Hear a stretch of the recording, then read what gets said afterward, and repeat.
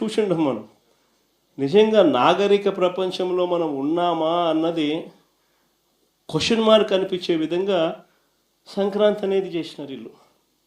ఎంత దారుణం అంటే అసలు ఆ వీడియోలు చూస్తూ ఉంటే, ఆ సోషల్ మీడియాలో వైరల్ అవుతా ఉన్న వీడియోలు చూస్తూ ఉంటే ఆశ్చర్యం కలిగిస్తూ ఉంది.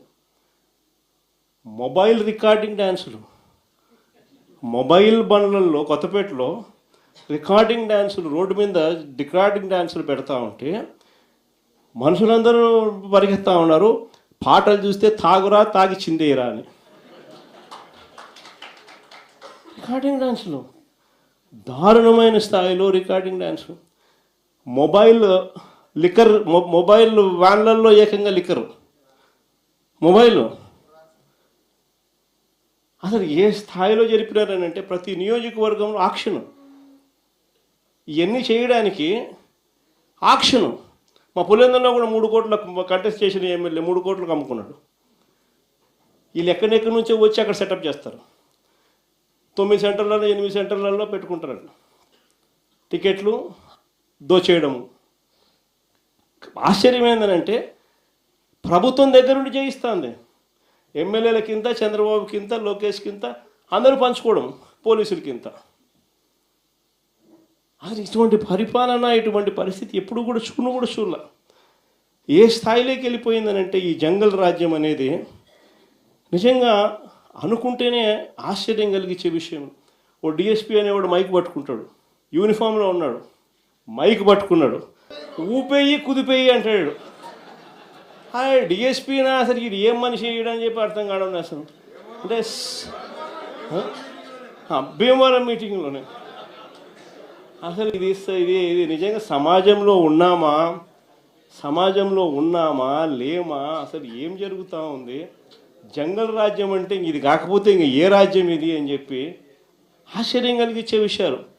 నిజంగా ఈ బరితెగింపు అన్నది, ఈ విచ్చలవిడితనం అన్నది నిజంగా ఏ స్థాయికి వెళ్ళిపోయిందనంటే చంద్రబాబు నాయుడు గారి ఎమ్మెల్యేలు, చంద్రబాబు నాయుడు గారికి సంబంధించిన వాళ్ళంతా ఏ స్థాయిలోకి వెళ్ళిపోయినారంటే నిన్న 20 పేపర్లో చూసినాం.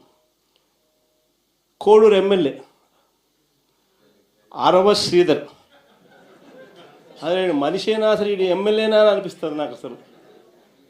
అసలు ఈ అరవ శ్రీధర్ అనేవాడు ప్రభుత్వ ఉద్యోగి అయిన ఒక అమ్మాయిని భయపెట్టి, బెదిరించి, రేపు చేసి, హెరాస్ చేసి, స్వయంగా ఆ అమ్మాయి తనకు జరిగిన అన్యాయాన్ని కూడా ఏకంగా సాక్ష్యాలు, ఆధారాలతో సహా బయట పెట్టింది. ఆముదాల వలస ఎమ్మెల్యే ఇంకోడు కూన రవికుమార్. ఈయన గారి వేధింపులు భరించలేక గవర్నమెంట్ స్కూల్ ప్రిన్సిపల్ ఆత్మహత్యా యత్నం చేసుకుంటే ఇప్పటి వరకు చర్యలు లేవు.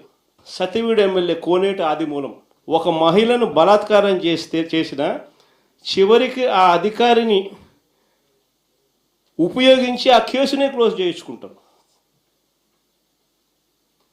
ఎంత దారుణంగా జరుగుతుందనంటే ఇంకొకడు మంత్రి సంధ్యారాణి పిఏ ఇంకొకడు తనను లైంగికంగా వేధిస్తున్నాడని మరొక ప్రభుత్వ ఉద్యోగి అయిన మహిళ ఫిర్యాదు చేస్తే అతన్ని వదిలేసి ఫిర్యాదు చేసిన ఆయనను జైల్లో పెడతారు. ఆమె మీద కేసు. ఇంకొకడు గుంటూరు ఈస్ట్ ఎమ్మెల్యే నజీర్ ఇంకొకడు. ఈ మనిషి అశ్లీల వీడియోలు కూడా ఆయనతో మాట్లాడుతున్నాడు, ఈడు అశ్లీల వీడియోలు చూస్తూ ఉన్నాడు, ఈడు అశ్లీలంగా చేస్తూ.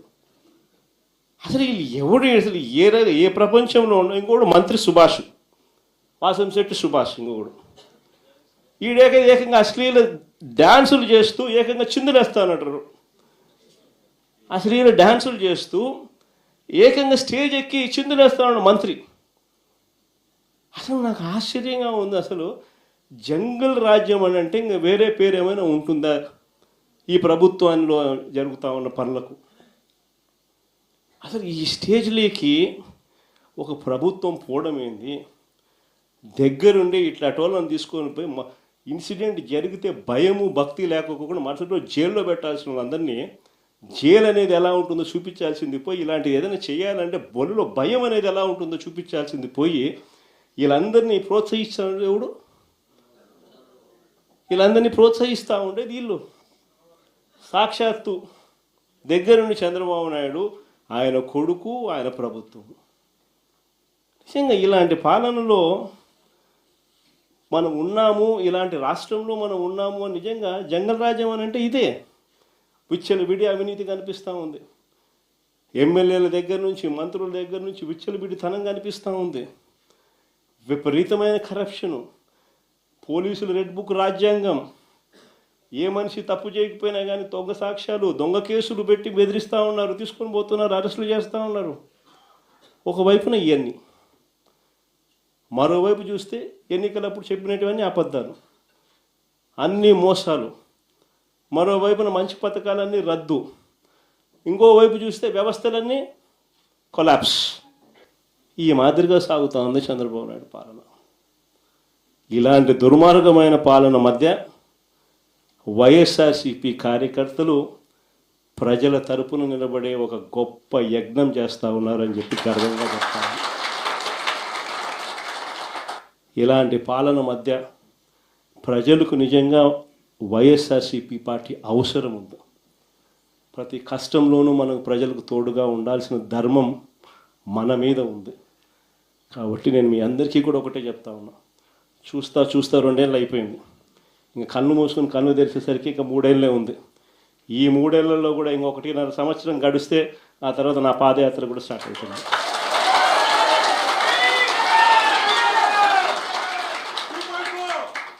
ఒకసారి నా పాదయాత్ర కూడా స్టార్ట్ అయిందంటే ఆ తర్వాత మరో 1.5 సంవత్సరం పూర్తిగా ఇంకా ప్రజల్లోనే దాదాపుగా 150 నియోజకవర్గాల పైసలకే తిరుగుతాం, ప్రజల్లోనే ఉంటాం.